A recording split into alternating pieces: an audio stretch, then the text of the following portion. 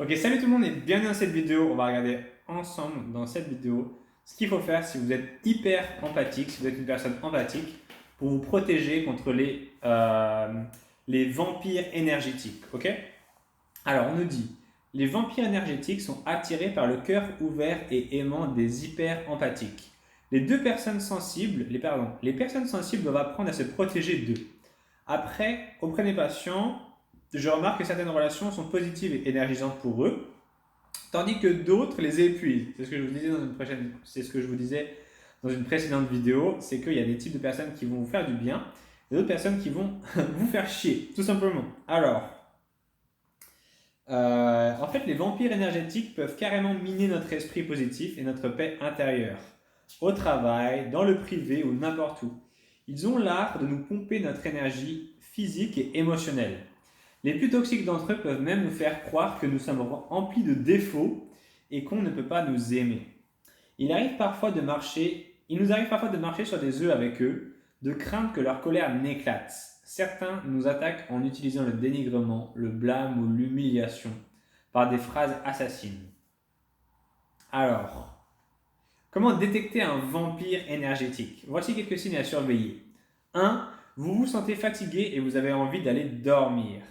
2. Vous vous sentez soudain de mauvaise humeur. 3. Vous vous sentez mal. 4. Vous sentez qu'il ne vous écoute pas ou ne vous voit pas.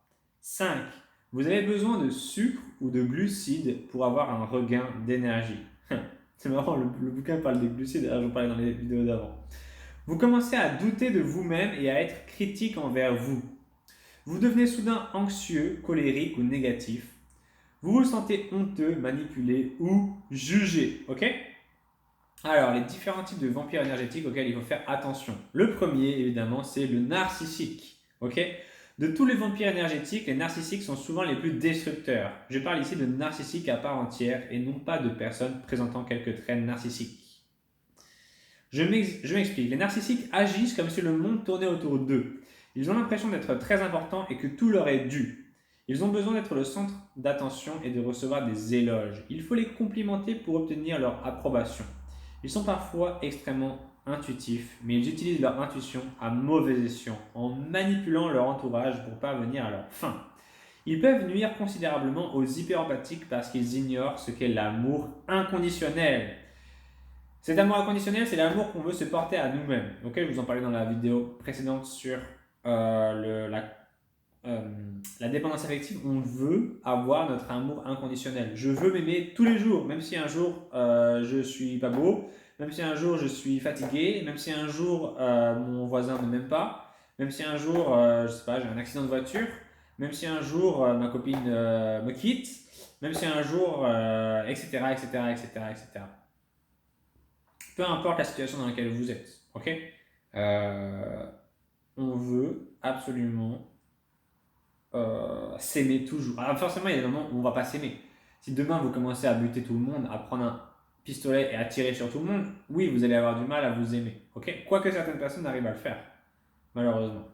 Mais on veut quand même essayer de faire de notre mieux, tout simplement. On veut s'aimer, même si on échoue. Mais si on échoue, c'est pas grave parce qu'on a essayé, ok? On a vraiment essayé. On n'a pas fait genre, tiens, je vais essayer d'essayer un truc au hasard sans vraiment m'y mettre. On a confiance en nous parce qu'on sait qu'au fond, on est une bonne personne et qu'on fait de notre mieux. Ok? Alors,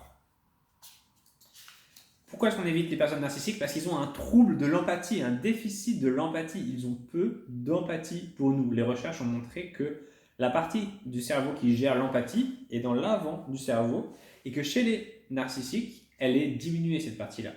Tout comme si je vous disais à une personne qui doit marcher avec des béquilles parce que ses jambes sont faibles, eh bien on pourrait voir que ses jambes sont toutes fines et faibles par rapport à des jambes normales. Eh bien les narcissiques, ils ont une partie de leur cerveau qui est faible, cette partie qui gère l'empathie. Ok?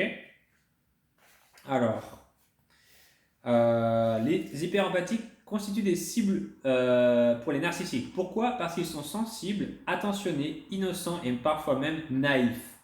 En outre, ne disposant pas des mécanismes de défense habituels de la plupart des gens, ils s'épuisent rapidement. Nous avons toutes les peines du monde à croire que les narcissiques sont incapables d'empathie, puisque celle-ci est au cœur de notre vision du monde. Nous sommes des êtres de compassion et nous nous attendons à ce que les autres soient comme nous. Nous faisons l'erreur de croire que notre amour parviendra à transformer notre partenaire narcissique. Et la personne nous dit, je suis désolé de dire que nous courons tout droit vers l'échec. C'est comme attendre d'un être dépourvu de cœur qu'il sache aimer. Ok? Comment se défendre des narcissiques? 1. Diminuez vos attentes quant à l'aptitude émotionnelle du narcissique. 2. Ne vous laissez pas manipuler. 3. Ne vous attendez pas à ce qu'un narcissique respecte votre sensibilité. Ce sont des gens extrêmement froids. Suivant, ne tombez pas amoureux d'un narcissique. Fuyez dans la direction opposée, même si vous le trouvez très attirant. Point suivant, évitez de travailler pour un patron narcissique. Alors, ensuite, on a quoi comme vampire? On va se concentrer vraiment sur les plus importants. Le narcissique, c'est vraiment très important. Ensuite, on a l'enragé. Alors, ça ne va pas dire grand-chose. Ce type de vampire énergétique gère les conflits par l'accusation, l'attaque et le contrôle. Okay, il crie souvent pour imposer son point de vue. Moi, je vais l'appeler l'agressif. Okay, les gens agressifs. Les gens agressifs ne sont pas forcément narcissiques, ces gens-là. Ne sont pas forcément des gros psychopathes de malades qui vont vous couper en morceaux avec une tronçonneuse. Mais ce sont des gens agressifs, qui parlent fort comme ça, et qui, ouais, machin, là. Je ne supporte pas les gens comme ça. Ils me fatiguent. J'essaie de les éviter. Ce sont les gens agressifs. Ok? Alors, on nous dit qu'il y a des gens qui vident leur sac et des gens qui passent leur nerf. Ce sont des gens qui passent leur nerf sur vous. Ils ont beaucoup d'agressivité, tout simplement. L'agressif a beaucoup d'agressivité. Voilà. Et c'est des gens qui sont assez toxiques. Alors, le point suivant est intéressant. La victime. Ok? Vampire énergétique à la mentalité de victime épuise les hyperempathiques avec leur posture où ils se figurent avoir le monde entier contre eux. Ils n'assument pas leur part de responsabilité dans les problèmes qu'ils traversent. Ils considèrent que les autres sont toujours la source de leur détresse. Les hyperempathiques tombent souvent dans leur piège. Ils endossent alors le rôle de sauveurs compatissants, tentant de résoudre leurs problèmes à n'en plus finir, ce qui les épuise. Ok? Protégez-vous des victimes. On nous dit posez des limites claires et bienveillantes. Limitez vos appels téléphoniques à 3 minutes. Ce sont des gens qui vont vous épuiser. J'ai des gens comme ça des fois au téléphone qui pourraient me parler pendant... J'ai littéralement une personne une fois qui m'a parlé, je crois, pendant 3 ou 4 heures au téléphone. Et cette personne était une victime. Elle voulait être une victime. Et malheureusement, c'est malheureux. Mais vous n'êtes pas sauveur du monde. Okay, vous n'êtes pas l'abbé Pierre, vous n'êtes pas Gandhi, vous n'êtes pas Martin Luther King. Vous êtes juste vous. Et vous devez vous sauver vous-même avant de vouloir sauver le monde. Ok? Limitez, dites non avec le sourire. Ensuite, qu'est-ce qu'on a comme intéressant? Les maniaques du contrôle. Des gens qui vous donnent leur avis systématiquement alors que vous leur donnez rien. Tu sais ce que tu devrais faire, tu devrais faire ça, tu devrais faire ça, tu devrais faire ça. Par exemple, des gens qui vous disent tu devrais pas garer ta voiture là. Tu devrais pas manger ça. Tu devrais pas faire ci. Tu devrais pas faire ça. Fais pas ci, fais pas ça. Voilà. Les fais pas ci, fais pas ça. Les suivants, les moulins à parole. Des gens qui font que de vous parler, que de vous parler, que de vous parler. Des fois, les gens sont même pas en train de se faire passer pour des victimes, sont même pas mal intentionnés, ils ne sont pas agressifs non plus.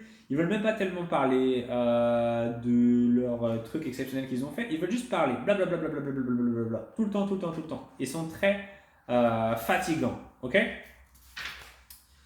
Ces types de personnes, votre cerveau va apprendre à les reconnaître et les gens à éviter. Ok, c'est extrêmement important que vous ayez en tête ce mécanisme de vous dire que vous ne voulez pas apprendre tout le monde. On ne veut pas apprendre tout le monde dans notre vie. Il y a des gens qu'on ne veut pas. On ne veut pas ces gens. On veut leur parler le moins longtemps et souvent possible. On ne veut pas avoir d'échange avec eux parce que tous les gens ne sont pas... Certaines personnes sont épuisantes.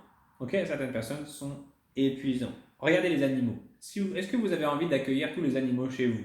Est-ce que vous avez envie d'accueillir des petits chats mignons? Peut-être. Est-ce que vous avez envie d'accueillir des petits lapins mignons? Peut-être. Est-ce que vous avez envie d'accueillir des chevaux mignons? Peut-être. Est-ce que vous avez envie d'accueillir des requins, des hyènes, des araignées toxiques, des serpents? Est-ce que vous avez envie d'accueillir des ours? Est-ce que vous avez envie d'accueillir des loups? Est-ce que vous avez envie d'accueillir des horribles créatures? Non. Est-ce que vous avez envie d'avoir des chauves-souris dans votre maison? Non. Ok? On ne veut pas que notre vie se transforme en le château de Dracula avec des monstres partout. On veut que notre vie soit comme une belle vie. Comme une belle vie. Ok, on veut pas accueillir tous les chats, tous les chiens errants du quartier. On veut pas sauver tout le monde. Ne faites pas ça pitié. Ces gens-là sont des spécialistes. Vous croyez parfois sauver les gens et c'est juste comme ça, c'est un hasard. Ils étaient à un mauvais moment de leur vie et là vous pouvez les aider. Non, c'est des gens qui se font un métier, une spécialité de se faire passer pour des victimes constamment et qui pêchent comme ça. Ils pêchent avec cette hameçon de la victime. Évitez ces gens-là au maximum. Évitez tous les gens dont on vient de parler au maximum. Ok? Épurez, écrémez, gardez la crème. Gardez la crème. Concentrez-vous seulement sur quelques personnes qui en vaillent la peine. Concentrez-vous seulement sur quelques personnes qui en vaillent la peine. Ok? Votre cerveau, à force, va réussir à détecter automatiquement ces personnes-là. Moi, j'arrive maintenant à les détecter parce que mon cerveau panique. C'est comme s'il y avait une espèce d'alarme d'incendie qui dit attention, attention, attention, attention, attention, attention, attention à cette personne. Ils m'angoissent. C'est des gens, je les ai au bout de 30 secondes quand je les entends parler, je sens déjà une angoisse. Ces gens-là m'angoissent. Soyez radical. Quand les gens m'angoissent et me fatiguent, s'ils ne veulent pas comprendre que j'ai pas envie de leur parler, c'est je raccroche et je bloque. Boum. Ok, ces gens-là, ils ne chercheront pas plus loin, ils iront chercher quelqu'un d'autre. C'est des prédateurs, c'est tout ce que vous voulez, c'est des gens qui ne sont pas là pour vous, pour votre bien. Ils sont là pour vous prendre et non pas pour vous donner. Ok, malheureusement, ce type de personnes arrive à subsister dans ce monde. Et bah c'est comme ça. Et bah c'est comme ça. Vivez avec, mais vivez sans. Vivez avec le fait que ces personnes existent, vivez sans ces personnes dans votre vie. Ok? C'est tout pour cette vidéo. Prenez soin de vous, concentrez-vous sur les bonnes personnes. Si vous voulez savoir comment est-ce qu'une personne est bonne, est-ce qu'elle est honnête avec vous, envoyez-lui le test dont je vous ai parlé. Faites faire le test dont je vous ai parlé pour reconnaître les pervers narcissiques, etc. Et il y a une partie qui s'appelle, dans les résultats du test, honnêteté. Ok? Honnêteté. Il y a une partie qui gère l'honnêteté des gens.